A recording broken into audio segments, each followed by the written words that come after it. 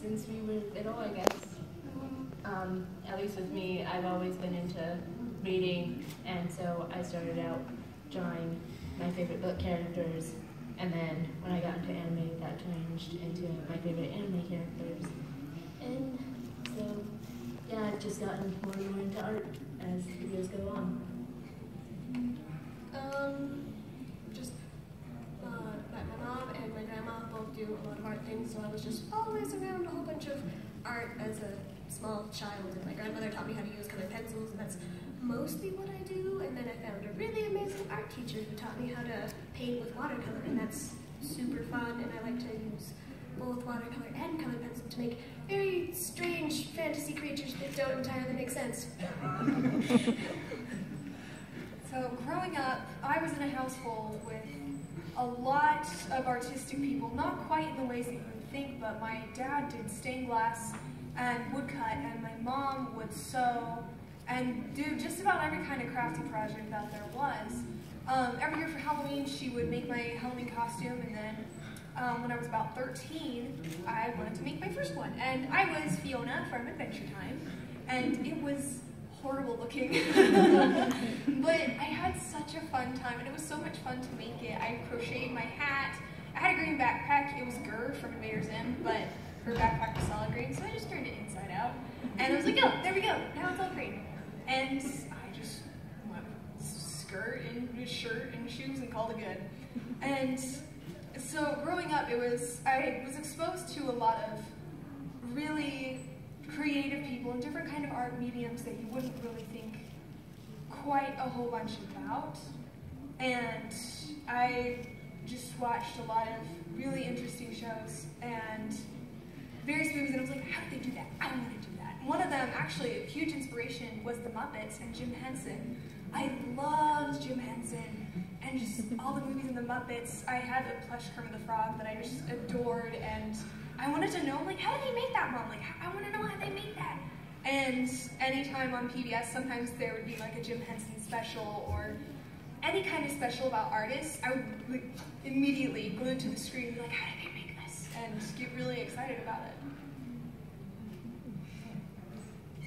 In what ways do you think, so just speaking of this sort of cosplay aspect of it, you know, that's something that I wish that had been around more when I was a teenager, because there's nothing more heartbreaking for me than growing out of Halloween, right? Like just like that last year where you go to the door and people are looking at you a little weird, you know, and you're like, oh no, it's official, like it's over, right? And we knew that there, like when I was that age, you know, and this is like well, it's a long time ago, but anyway, you know, we knew that there was Comic-Con and we knew that cosplay was kind of a thing somewhere, but it wasn't anything that you could really follow up with. And how do you think being able to know that, like, you get to keep dressing up every year, you get to plan out a new, and this would be a question for all three of you, but like, you know, that you get to continue to do that, how do you think that that's going to help sort of shape your artistic lifestyle as you get older?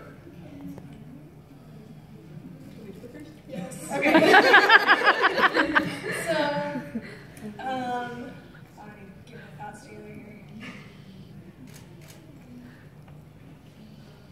Can you repeat that last bit again? So I guess what I'm really asking is if you couldn't do cosplay, right? And would you still put in the effort to build these costumes and to take that time if you couldn't then come to somewhere like Comic-Con and show that off? Yes and no.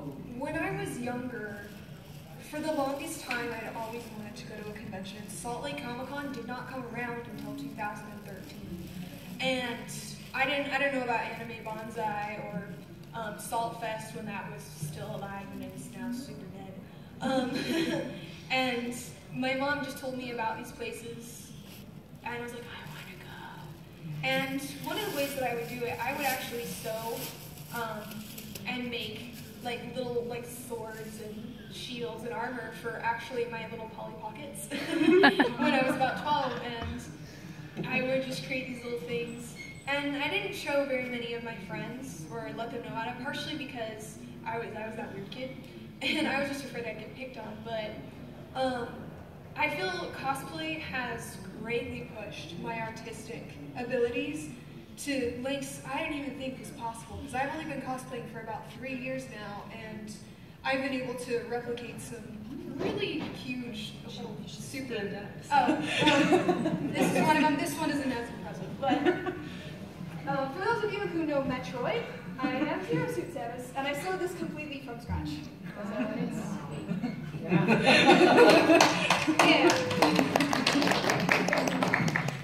I mostly work with armor, so this was a fun, scary project. But one of the ways that actually pushed my artistic abilities when I was younger, before I didn't even know about cosplay or had an opportunity to cosplay, I would just think of these cool characters and watch Labyrinth and be like, oh, I want to try and draw that, or I want to make something like that. And I'd make my little dolls, like little scepters, and just find different ways. And I'd go to Michael's and like Hobby Lobby and go down the aisles and be like, what's this stuff? And like, this looks cool. I'm like, Mom, can I get that? And I would try it out and just kind of mess around with it. That's great. And what do you want to add? Because we have all three of these ladies cosplay, which are amazing. Show them what you made too. I don't know. Yeah, sure, that works. Okay. Okay, this is a sword I made. It is one of 2 swords I have ever made. This is the second sword I made, and it turned out surprisingly decently, and it was a terrifying process filled with butchered pool noodles and lots of hot glue. But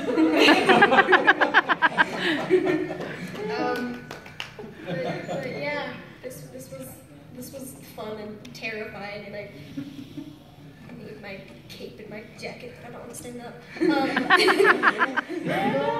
Yes, Say that. It was scary for me. It should have been a runway. Yes. Yes.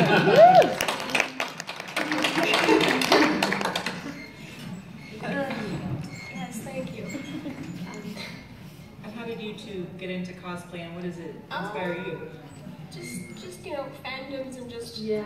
kind of the more acceptance of nerd culture as of late, because just, it used to be like when you liked anime or comics or things, people are just like, oh no, you're weird, why are you here, go away, and now it's just kind of mainstream, so that's nice, and it's just more acceptable to be, into strange things from different countries.